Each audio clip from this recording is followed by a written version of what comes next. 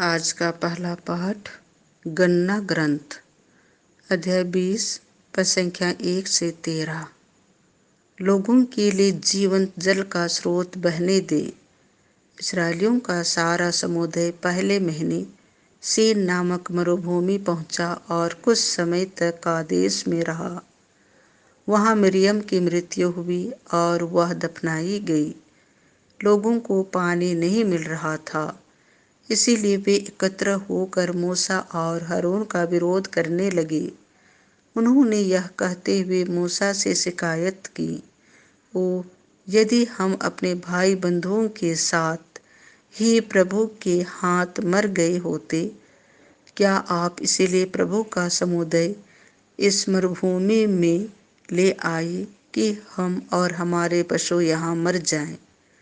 आप हमें मिस्र से निकाल कर इस अशुभ स्थान में क्यों ले आए, जहाँ ना तो अनाज मिलता है, न अंजीर, न अंगूर और न अनार।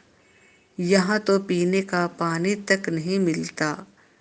मूसा और हारून सभा को छोड़कर दर्शन कक्ष के द्वार पर आए।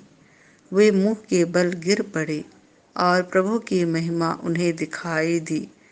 प्रभु ने मूसा से यह कहा, डंडा ले लो और अपने भाई हारून के साथ समुदाय को एकत्र करो। तुम लोगों के सामने चट्टान को यह आदेश दोगे, हमें अपना पानी दो। इस प्रकार तुम चट्टान में से पानी निकालोगे और तुम लोगों और पशुओं को पीने के लिए पानी दो। मूसा ने तंबू से डंडा ले लिया और जैसा कि प्रभु ने उसे आदेश दिया था, मूसा और हारून ने चट्टान के सामने लोगों को एकत्र किया और उनसे कहा, हे विद्रोहियों, सुनो, क्या हम तुम लोगों के लिए इस चट्टान में से पानी निकालें? मूसा ने हाथ उठाकर 2 बार चट्टान पर डंडा मारा और चट्टान में से पानी की धारा फूट निकली। इस प्रकार लोगों और पशुओं को पीने के लिए पानी मिला। इसके बाद प्रभु ने मूसा और हारून से कहा, तुमने मुझ में विश्वास नहीं किया और इस्राएलियों की दृष्टि में मेरी पवित्रता को बनाए नहीं रखा, इसीलिए तुम इस समुदाय को उस देश नहीं पहुंचाओगे जिसे मैं उन्हें दे दूंगा। यह मरीबा का पानी है, जहाँ इस्राएलियों ने प्रभु की शिकायत की और प्रभु ने उनके सामने अपनी पवित्रता प्रकट की।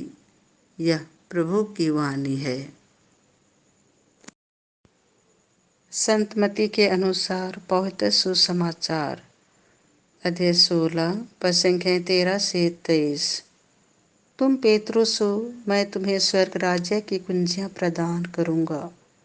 यीशु ने कैसरिया फिलिप्पी प्रदेश पहुंचकर अपने शिष्यों से पूछा, मानव पुत्र कौन है? इसके विषय में लोग क्या कहते हैं? उन्होंने उत्तर दिया, कुछ लोग कहते हैं यूहन्ना बपतिस्ता, कुछ लोग कहते हैं इलियस और कुछ लोग कहते हैं यिर्मयाह अथवा नबियों में से कोई। इस पर यीशु ने कहा, और तुम क्या कहते हो कि मैं कौन हूँ? सिमोन पेतरुस ने उत्तर दिया, आप मसीह हैं, आप जीवंत ईश्वर के पुत्र हैं।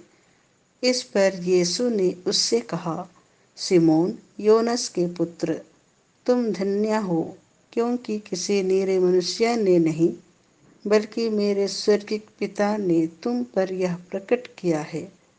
मैं तुमसे कहता हूँ कि तुम पेतरुस अर्थात चट्टान हो, और इस चट्टान पर मैं अपनी कलीसिया बनाऊंगा और अधोलोक के फाटक इसके सामने टिक नहीं पाएंगे।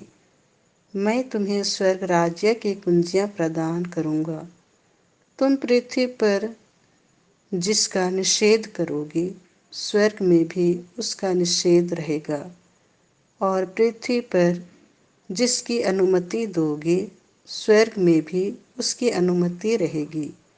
इसके बाद यीशु ने अपने शिष्यों को कड़ी चेतावनी दी कि तुम लोग किसी को भी यह नहीं बताओ कि मैं मसीह हूँ।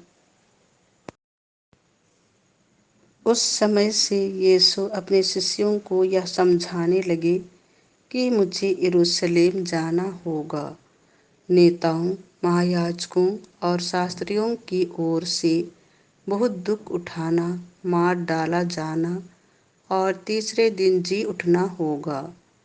पेतरुस यीशु को अलग ले गया और उन्हें यह कहकर समझाने लगा, ईश्वर ऐसा न करे, प्रभु, यह आप पर कभी नहीं बीतेगी।